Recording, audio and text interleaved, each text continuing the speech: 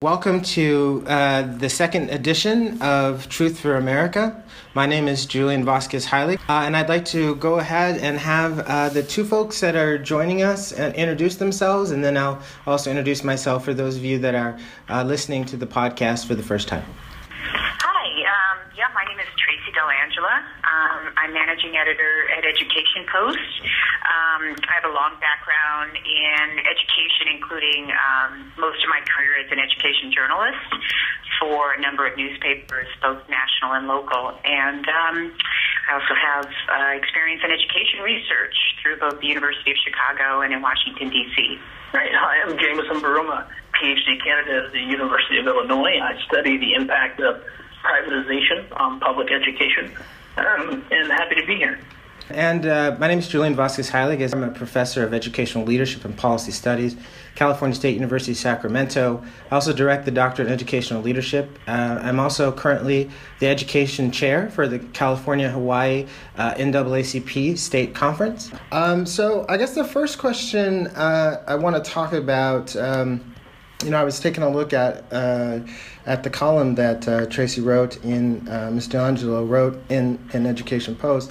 One of the things that she mentioned was she talked about the studies of Teach for America. One of the things that I've done as a part of my scholarship, I've studied Teach for America on and off for about 10 years, since about 2005. And I think that I have probably read every single peer-reviewed study ever written about Teach for America. There may be some new ones recently that I haven't seen. And I've read a lot of the studies that Teach for America has paid for.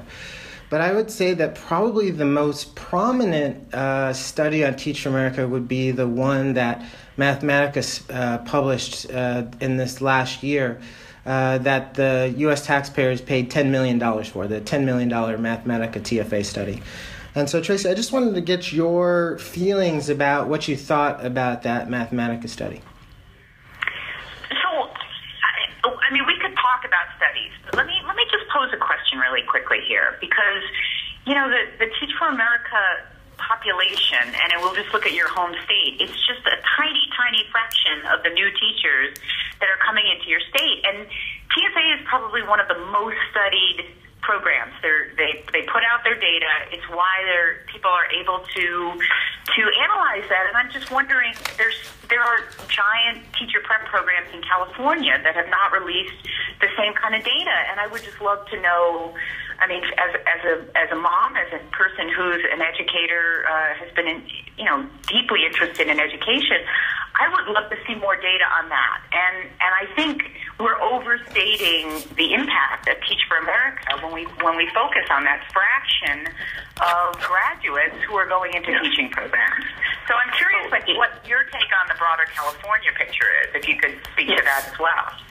If I could actually jump in rudely, as it were, before Julian talks about California, I think your point, Tracy, is well taken, and it's something that often comes up in discussions or academic discussions about Teach for America is that, and you're right, that compared to the entire national group of teachers, Teach for America represents a very small fraction of all of the teachers.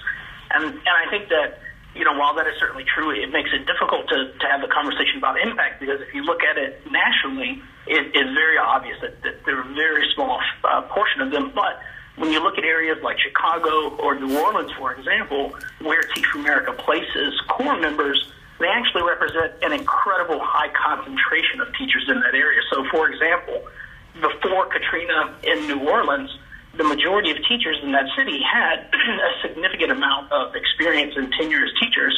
Immediately after the storm, the demographic shifted to the 0 to 1 years of experience. So while you're correct that TFA does represent a very small fraction, nationally speaking, in areas like New Orleans, they represent a significant amount of the teachers in those areas, and so their impact is much more nuanced within the context that we're discussing. And I think sometimes that gets lost when we compare them to the national numbers, but I'll let Julian talk about California.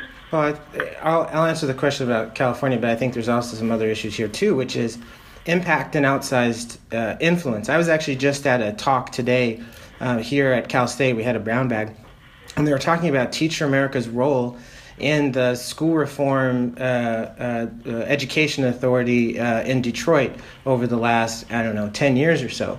There's similar academic analysis of Teach for America's influence in New Orleans, as you talked about, published by a couple of Teach for America alums. So even though Teach for America, I think, is 0.01% or 0.02% of the national teacher core, they have an outsized influence. They have an outsized influence for a few reasons. The first is that they work very hard after they leave the classroom to insert themselves into positions of power, whether it be school boards, Michelle Rhee, John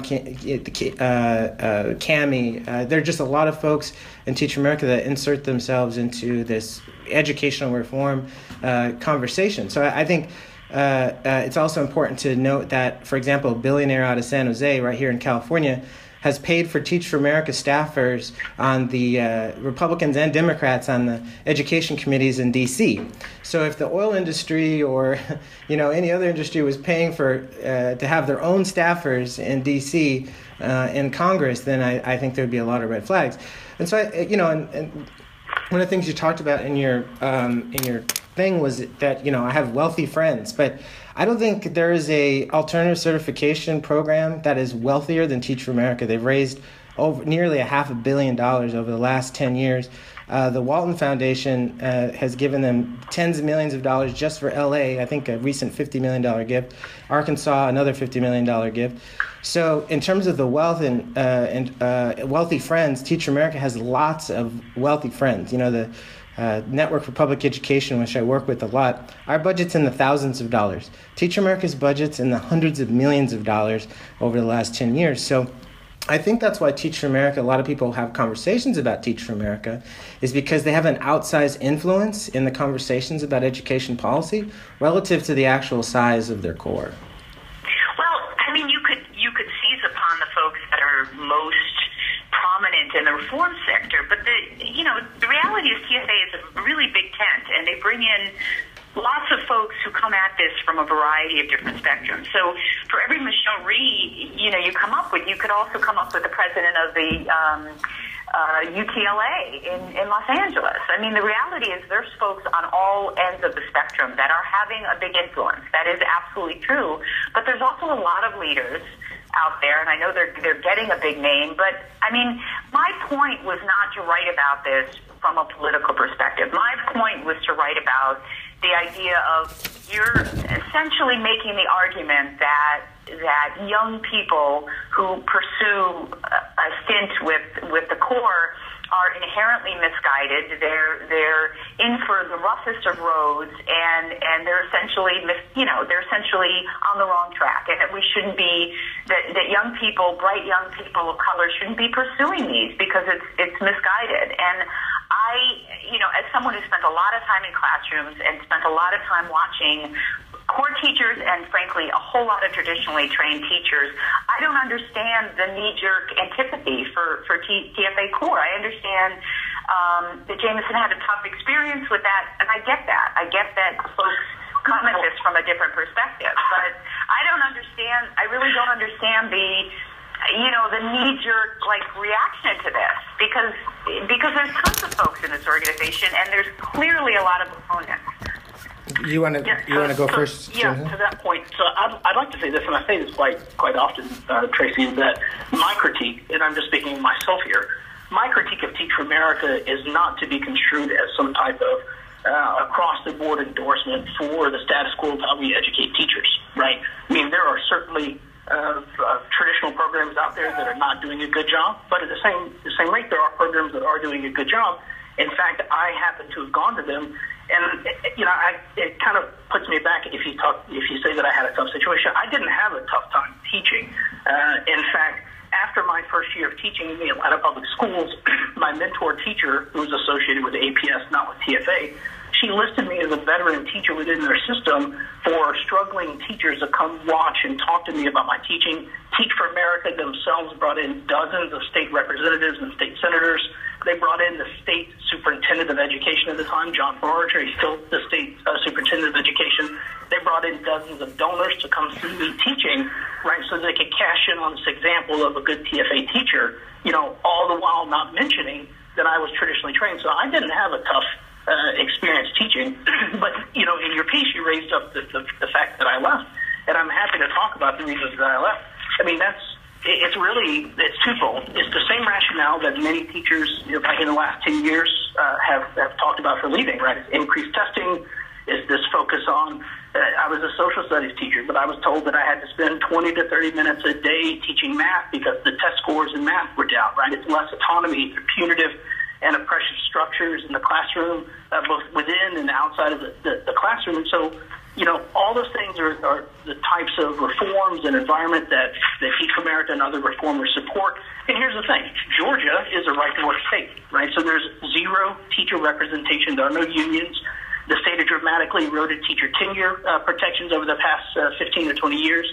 And so that's why, just for example, if you look at the cheating scandal that happened in Atlanta just a handful of years back, right, you had teachers who had no union representation and no tenure, and their principals were coming to them telling them, you better change the test scores or you're going to be fired. They had nowhere to turn to, no recourse for anything like that. So they were either leaving their jobs or they were changing the test scores. Of course, we saw what happened with that. So I take issue with the assumption or assertion that I had a tough time when really had a fantastic pre-service teaching training. My university did a great job. My mentor teacher during my student teaching was fabulous, really positioned me well to teach in the urban city. And so I didn't leave because it was tough teaching. I left because of the reform environment that has totally dramatically changed the face of education in this country. Yeah, and I just want to. One of the things that you talked about was a knee-jerk reaction, and I'm a trained policy analyst. And that's what I did in for my graduate studies, and that's what I do in all of my peer-reviewed research studies. And so and I've looked, like I mentioned, I've looked at every single study Teach for America has ever sent my direction or anybody related to them, and everything else. And so when I look at a study like the Mathematica study, it's not a knee-jerk reaction. In fact, I had people in the field, colleagues in the field, say, "Oh, well, look at this study. You have to agree that Teach for America has a positive effect." But if you looked at the size of the effect, it was 0.07 standard deviations, which is a number larger than zero, but barely larger than zero. And when you compare it to other education reforms that are out there, like class size reduction, even Eric Hanishek's meta-analysis, which is a very conservative analysis of class size reduction, is around 0.20. And then pre-K, depending on the quality of the pre-K program, could be 0.5 or more. So the impact of some of these other reforms can be 400% more, 1,400% more than what we see with Teach for America. And then, when I look at the data very carefully, for example, in that Mathematica study, the teachers say that the quality of their training has gone down over time. And 80% of the teachers say that they're not going to be there after the next couple of years. So I think it's important for us to have these conversations about data, to look very carefully at these studies, understand the populations that are being compared.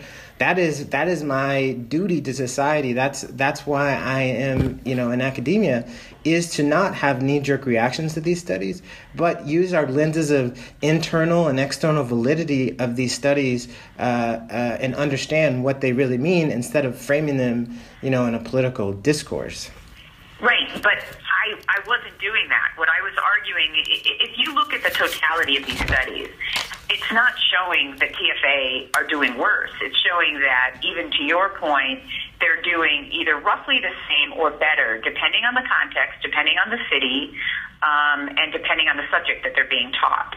Now, I'm not going to disagree that a teacher in their first couple of years, across the board, whether they're traditionally trained or whether they're trained by TFA, it's just a different hiring model. The reality is you're not good at what you do until you do it for a number of years. I'm sure, I went through that process when I was a professional starting out. I thought I was going to set the world on fire, and I had a lot to learn in 2 years. I'm not arguing that these teachers are better than your best pros after 10 years. I'm just saying that you're writing that off as a possible solution when you've got a shortage of tens of thousands of teachers in California, and you're not willing to acknowledge the fact that this might be a piece of the puzzle. That's what I don't understand. This is recruiting, and the argument you made in the Ed Week piece is the piece that just struck me as like, what on earth is he talking about? Like, the reality is private schools hire mostly uncredentialed teachers, very few of whom come from traditional ed programs. They hire bright Ivy League kids. They hire subject matter experts, musicians, and political science and historians. So they either hire them from higher ed or they hire them from very, very strong, top universities. So this idea that, wealthy people wouldn't allow their kids to be taught by a TFA-type teacher it's hogwash. I mean, the reality is that is the model that a lot of private schools hire. They're not hiring from the bottom half of high school graduates. They're hiring top graduates. So I guess you don't want to enter into this discussion about traditionally trained teachers, but I don't know how you can't, because the reality is there isn't good data out there for how California is doing. I mean, you have one university out there, National University, who's putting something like 4,000 teaching graduates.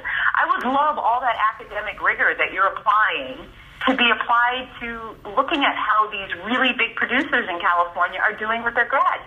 I haven't seen any numbers about how is your own school doing? How is their retention rate? What is their record of performance in some of the hardest to staff schools? What percentage of Sacramento teaching grads are teaching in the toughest schools and staying a lot longer than 3 years? I mean, I would love to know that, because that gives me a point of comparison.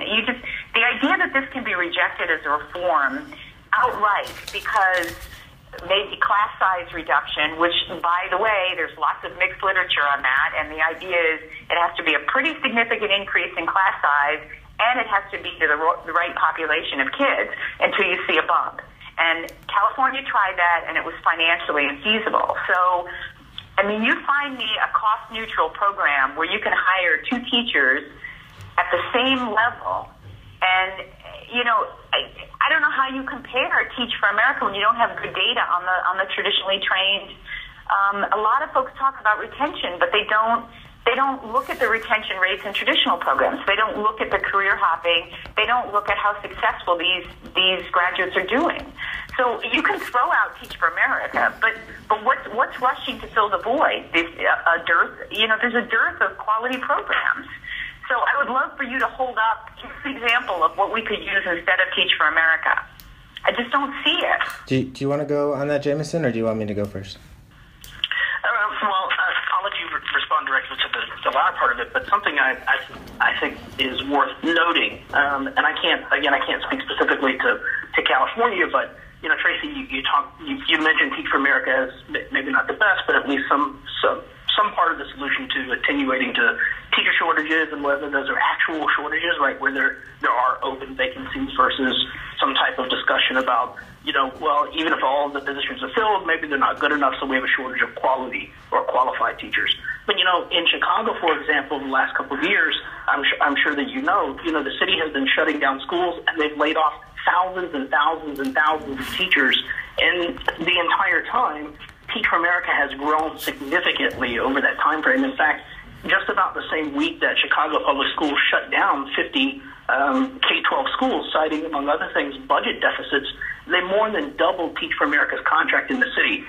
Myself, along with 4 other TFA alums who are researchers as well, we have a study that's coming out in 2 weeks where we look at Teach for America's use of memorandum of understandings in all of the cities that it places core members to specifically reserve positions and provide exclusive rights and hiring privileges to Teach for America core members over non-TFA teachers. And so I think there's some other issues involved here that require scrutiny, because to your point, Tracy, is that, if there's a city, so take Chicago, for example, if Teach for America is there in contracts with Chicago Public Schools for 300 positions for core members, it's another thing to also say they have a leg up, a legal leg up, because of the contract that traditional the colleges of education, whatever the case is, don't have in putting their people in these positions. And so it's safe to say that not only is there an invisible hand at play, but the deck seems to be rigged in a lot of different ways. And so I happen to know Chicago really well, Jameson, and here's the reality. Thousands and thousands of teachers might have lost their job, but the overwhelming majority of those were hired back. In fact, they followed their kids to the schools, and there's specific language written into the closings that allowed for for those teachers to follow, the ones who did not receive unsatisfactory ratings. So that's not true. I mean, yes, they might have gotten pink slips, but the overwhelming majority of them were hired back into the same schools where their kids went. Well, you should tell that to the 800 black teachers in Louisiana who were pink slipped and replaced by Teach America teachers. I thought we were talking about Chicago. Well, I'm just saying that I'm not going to dispute what you're saying about Chicago, but I think it's important that Teach America does find itself in a place replacing primarily teachers of color with primarily white teachers. And I know that Teach America in the last year or two has really been focusing the conversation about and you mentioned this in your article, about how they're trying to diversify the core. But the reality, they're not trying, they've done it. But the reality. So and I'll talk about data. So on the data piece, I had an expert at Penn State pull the data in Title I schools to understand what's the percentage of teachers of color in schools that are more than 80% minority. Turns out about 46% of those schools are staffed by teachers of color. Now, you mentioned the 80% number, and that 80% number is everybody. That's Iowa, Nebraska, North Dakota. Right. But so, Teach America recently released an apples to apples meme where they talked about, comparing the core percentage of people of color in their core relative to the nation. But that's actually an apple and orange comparison, because what's happening is that in many cities, Teach America has come in and replaced folks of color. So, and New Orleans is a prime example of this. And I think the data piece, a couple quick things because I'm trying to pull back from where Jameson was talking. So you're talking about data, and you're talking about data on higher ed. What's interesting is data has TFA has a big data black box. They very rarely release their data to journalists, and I'm not aware of them ever releasing their data to academics for reanalysis. Teach America churns out lots of studies. In fact, Jameson Brewer highlighted on Twitter some of the inconsistencies in data that they released on their teacher core. So we're talking about the availability of data. Teach America doesn't make their data available. What's interesting is we're now seeing in the MOUs that so if you typically want to study a district, you have to go to the district, ask permission from principals, the teachers, the parents. Well, Teach America is writing into the MOUs that they can go into communities and take whatever data they want, and that's okay. I just saw a MOU just yesterday from San Jose where that's essentially what was in the MOU. We can collect whatever data we want for whatever purposes that we want. And that really bypasses the community say and what data is being collected. I think the other important thing... Can I ask you a quick question about that? I mean, sure. You talk about the availability of data. Sure. CSU is the single largest and probably one of the most diverse producers of teaching. That is true. Teachers. That is true. And yet I have yet to find, and I spent a fair amount of time in a previous position that I had, I spent again more time today, I have yet to find a solid body of evidence on how well CSU's teachers are doing. Now, this is in a very diverse state. In fact, its teacher colleges are less diverse than students as a whole. So if you look across the board, the reality is while even CSU's numbers, if that's an apples-to-apples number, is a little bit more diverse than the 80% that's going to teaching colleges nationwide. Right. Because you're right, it does involve Iowa, Nebraska, and all sorts of states that don't have a Teach for America or a big urban center. But even if you look at California, the number of teacher candidates are less diverse in CSU than the population as a whole. And I just don't understand how with a straight face you can argue that TFA hasn't been more transparent than almost every other teaching. I don't know of a single teaching prep organization that has been more transparent about its data. We can say they're transparent, but it's very clear in the public record that Teach America doesn't make their data available to the public for reanalysis. I mean, I don't think that's a debatable point. They just haven't. But I think. And who has? Who has? Well, I mean, there's what teaching prep organization has released their numbers? There's lots of national data sets that you can look at to evaluate the status of the teaching profession. So there's a couple of points here. So the first point is that you talked about how well, right? And so a lot of times people, when they're going to evaluate teacher quality, well, their mind automatically goes to VAM or some other value-added model and test scores.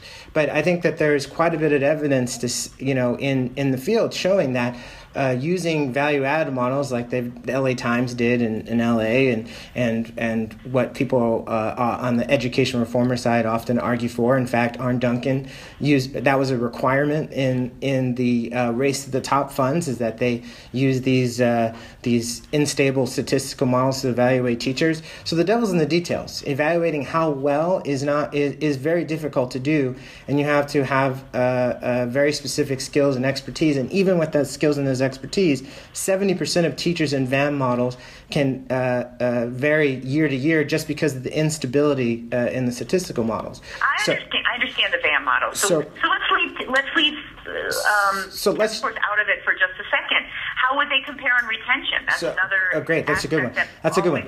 Yeah. So there's a really interesting paper, and her name is on the tip of my tongue, but her co-author was a professor from Harvard, and I'll send you the paper afterwards. But they essentially looked at the attrition of Teach for America teachers and compared them to traditionally trained teachers. And what they found was that traditionally trained teachers, after 5 years, their attrition was somewhere between 40 and 50%. The attrition of Teach for America teachers was about 80%.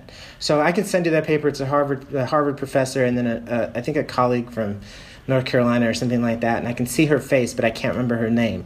But when I post this on the blog, I'll post that paper so you can take a look at it. So in terms of attrition, those are the brass tacks. And when we talk with the principal in the first episode of Truth for America, and she was a principal from Houston, and what she told us, large urban high school in Houston, actually a school that when I worked for the Houston School District, I visited quite often.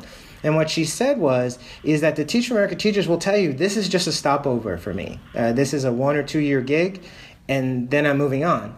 So for Teach for America, I don't think, and that's why they put out the number about 50% are in the field of education, which is a very generous, because Teach for America knows from their own data that they actually have never made available to the public, that their attrition rate is really high. The Mathematica study also demonstrates this, and it's much higher than the attrition rate in the general population of traditionally trained teachers. Now, that being said, if you look at the same age teachers, are you looking at, you compare two 24-year-olds who entered teaching and they made it through 2 years.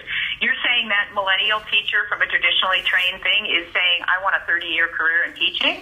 Well, I don't buy it. Well, I think this is an issue that was discussed at the Teacher Shortage Forum recently here in Sacramento, and one of the folks talked about how some millennials see the different jobs that they have as gigs, was the word that they used. But the thing is that the most successful countries in the world, they have national teacher strategies. And so what we've been up to here in the U.S. and in California and everywhere else is really an ad hoc approach, because this is just the latest teacher shortage. And the challenge is that in the interim between this teacher shortage and the last teacher shortage is that the teaching profession has been under attack. And I think that's probably a place where we can probably all agree. And so what that's meant for places like CSU is that the number of teachers that we've been training at many of these campuses has been cut in half. And that's because teaching is not a desirable profession, and people don't see it as a profession. They see it as something that, well, why should I go to a teacher training program when I can take this shortcut or that shortcut? And so what's happened is we don't have a broad-based teacher strategy, not only here, but across the nation. This was discussed in the For Each and Every Child report, or congressional report, that came out about 2 years ago. The most successful countries in the world, the Finlands, the Singapores, they have national teacher strategies, and they ensure that the teaching is a profession. They ensure that they provide equity across the system. In our system, our approach to teacher quality is we take a plate of spaghetti and see which TFA stick, or which alt certs stick, or which traditionally trained teacher certs stick. Yeah, but the traditionally trained teachers make up the overwhelming share of those. And if you're going to fix the teacher quality issue, if you're going to fix the teacher professionalism issue, then that's where you fix it. You don't fix it by by focusing on the 0.02% of the teaching force that are part of this one particular program. So, I mean, if you want to improve the status and elevate the teaching profession, I'm with you on that. But what I don't understand is the focus, the very narrow academic focus on one particular program that is producing such a small fraction of teachers for frankly for schools that your teachers are not necessarily flocking to. They're not looking to land into the hardest schools in Watts. They're looking to land in nice, comfortable, well-paying positions. So I don't buy this idea that you're going to improve the teaching profession by getting rid of TFA. That doesn't fix the problem. No, actually I don't think we should get rid of TFA. I think we should reform TFA. I think that a lot of the criticism of TFA would melt away if they did just a few things. I think the first thing is offer districts the opportunity to take longer commitments from their core members. We know, like you mentioned earlier, we know that people typically become more effective in their profession as they go along. So why not offer districts the options of 4 and 5 year commitments? Because districts are making pecuniary and non-pecuniary investments in these teachers. They're paying $5,000 finder's fees. They're paying professional development. There's a lot of things that they're spending in pecuniary ways. Non-pecuniary ways, you have veteran teachers that tell you that they feel hesitant to mentor TFA teachers because they know that they're not going to stay very long. And so that's, I think, one thing. I think another thing that Teach for America has tried to be attentive to is longer training periods before they enter the classroom. They tried to pilot last year for the first time where they would train teachers for a year before they hit the classroom. That's far more than the 18 hours that they get in a classroom before they start in the fall. There's also an important understanding that Teach America teachers have to have the communities that they're parachuting into, and having a more cultural sensitivity to the communities that they're going to, so that they'll stay and be a part of those communities, so that the kids and the teachers in those schools don't feel like that the core members abandon them after their short-term stays. There are a few others, but what we're talking about here is reforming a reform.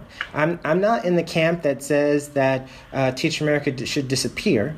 I'm in the camp that Teach America needs to change their approach. And I think finally there's the political part, which you didn't really want to talk about, but I think it's important to talk about, which has been TFA's role in private control and privatization. There are a lot of communities that believe that schools should be democratically controlled, that you shouldn't have a mayorally appointed board like you have in Chicago, and that Teach America should not empower those activities. Now, I understand that you say that people across Teach America have different perspectives, but the bottom line is that many of these charter schools could not stay in business without this constant churn of temporary labor that they each and every year. So I think it's important that TFA also look at themselves in the mirror and ask them if they're happy being allied with the Walton Foundation, if they're happy being aligned with the Broad Foundation, because there's a lot of people that have important political perspectives about the role of Teach for America and neoliberal privatization and private control. I mean, do you think that the average young person coming out of college, do you think that's what they're focused on? Do you think they are focused on whether Teach for America is getting a fraction of their budget comes from philanthropic, and it is essentially across the board? I know you guys focus on the few folks that everybody loves to hate, but the reality is they're getting money from lots of funders out there. And my central point remains: should be and remains an option for young people who want to work with kids, who went to schools without education programs, didn't necessarily see themselves following that path, but maybe get hooked into teaching, or maybe spend the rest of their lives trying to eradicate poverty, either through medicine or through other social service programs or wraparound programs. I mean, that was my central premise that I argued, is that you're essentially critiquing this organization, and I know you believe that they have an outsized influence, but the reality is that is not who's populating the core. And you should know that personally, Jameson, because you keep throwing Chicago in, but the reality is I've spent a lot of time in Chicago's traditional and charter schools, and the reality is many, many more of the charter schools are being staffed by traditionally trained teachers. Perhaps in certain cities there's a proportion of core members who are going to charter schools. But the reality is, the overwhelming number of charter teachers are coming from other traditional programs. Well, they're not coming from that program. Teach America on their website says 1/3 of all their core members go to charter schools. They go to charter schools, and what I'm saying is that means that 2/3 which is a number of traditional programs. Right, but the number of amount of TFA core members that have been going into charter schools has been increasing over the past handful of years, right? I mean, of course, KIPP was founded by two TFA alum, and they said themselves that they would not thrive if it were not for Teach for America providing fresh blood, right, every 2 years, right, because they burn through their teachers so quickly. But yeah, I mean, back to your other point, yeah, I actually don't think that most of the people who are joining Teach for America are thinking about, is this organization funded by Walton? What does that mean? Or Broad, right? All these other organizations. But, we see in the studies have shown that once the core members become alumni and then go into those various leadership positions, right, whether it be an elected position, right, through the help of Lee or whatever the case is, right, there was a study put out by EPA 2 years ago, Rebecca Jacobson and Tamara Linkall, who they found that it's statistically significantly more likely for core members to use Teach for America rhetoric and those types of reform rhetoric within their campaigns than compared to non-TFA alumni who are running for the same elected positions.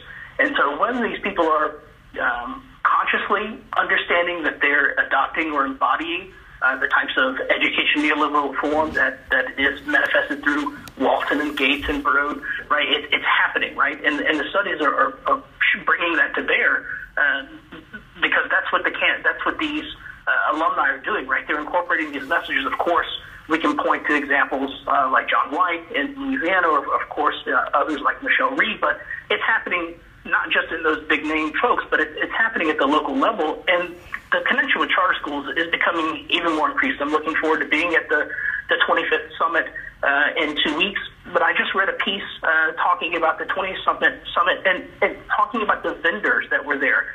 Almost every single vendor that was in the vendor section was a charter school, and there was chalk paintings outside about charter schools, and so there is an overt connection there. And I don't think that people going into TFA are necessarily thinking about this. I certainly don't think that anybody joins Teach for America with this, I'd like to help privatize and deregulate education, for profit. I don't think that anybody is that crass or evil, but I mean that's the kind of question that we have to ask about it being funded primarily by these corporations. But to your point, TFA receives a ton of money at the local level. In Eastern North Carolina, to give you a different example, the finder's fee represents an additional 10% of the salary that these very cash-strapped districts have to pay, and so it's easy for the Walton Foundation to shell out money to Teach for America. It's not very easy for core districts who are struggling to get teachers, right? They have a teacher shortage, their actual number shortage, to have to shell out the extra 10% on top of the salary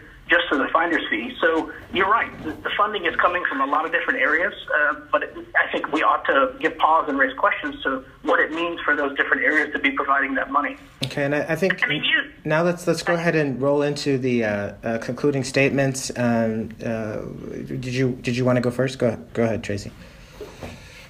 I was just going to say the notion here is where you're focusing a disproportionate amount of your academic attention on this. And my argument is if you really want to improve education, there are much bigger nuts to crack on this. And I think you're creating kind of a villain out of the average core member who, yes, you acknowledge they're not sort of spouting the lines that the concern is that they're going to. I mean, my argument is, isn't it possible that these folks just disagree with your perspective that all charter schools are bad, that they may come into it from their own experience and either having taught in a charter school or having observed in a charter school or having been a student in a charter school and then go on to TFA and say, something, this education I got from this TFA teacher, it changed my life.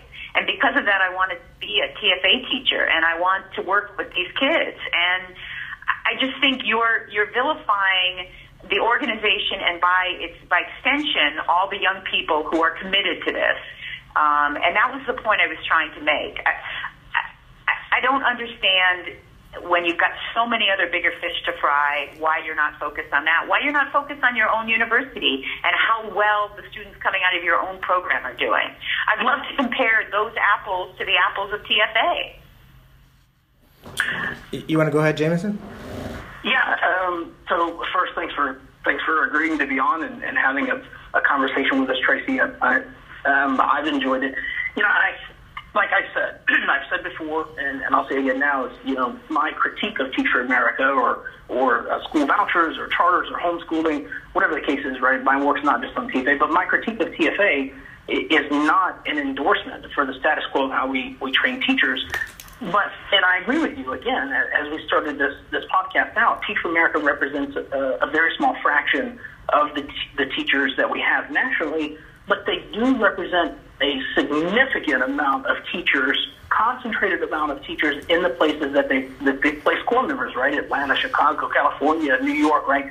So there are high concentrations there, and so it is worth studying. It is worth being critical and asking questions, right?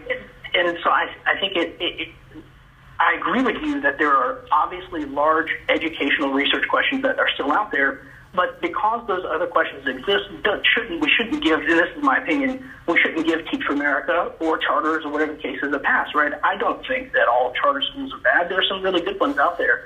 But because we find one good one, we can't make the rule based on an exception, right? Because we find a good Teach for America teacher, and there are some of them out there that are still in the classroom today, right? And some of them go on to do other good things.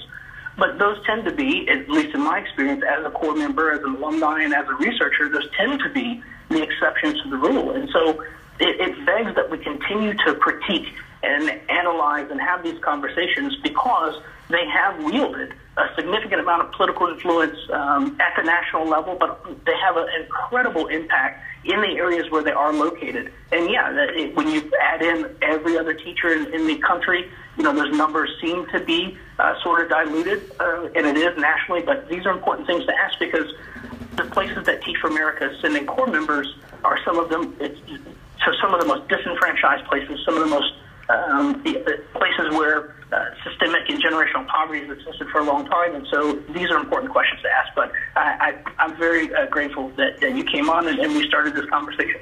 Great. So in conclusion, so Tracy, since you went with the nuts metaphor, I'm just going to continue with that, which is that I crack a lot of nuts, and it's not just Teach for America. I think it's important for us to think about a variety of policies across the spectrum that focus on top-down reform, that focus on private control. I think that there's a whole set of reforms in the research literature that are community-based, that are democratically controlled. Community-based charters instead of corporate charters. Peer assistance and review evaluation instead of value-added modeling that's been outsourced. We can go down the list. Instead of high-stakes testing, community-based performance assessments like you see in the New York consortium. So, oftentimes folks will write comments on my blog saying, oh, you're not a true reformer and you're okay with the status quo. But that's not actually what I talk about on Cloaking Inequity. What I talk about on Cloaking Inequity is I'm against private control and privatization. I believe that there are a variety of community-based policies that are democratically controlled, that have evidence bases in the research literature, that it's just an alternative vision of school reform than the vision that we've been living with for the last 10 years. So in conclusion, there are a lot of nuts that I'm cracking, and I hope that over the next 10 years, we have this vision of community-based reform. So I want to thank Jameson, and I want to thank you, Tracy, for being so gracious and coming on the show. And I will try to get this podcast up as quickly as possible because there has been a whole bunch of people tweeting at me about the Ed Post piece. So I'm glad that we're able to give them a little more clarity and detail. I hope you all have a great day. All right. Thank you. Thanks, Julian. Thanks, Tracy. Bye-bye. Okay. Bye. Bye-bye.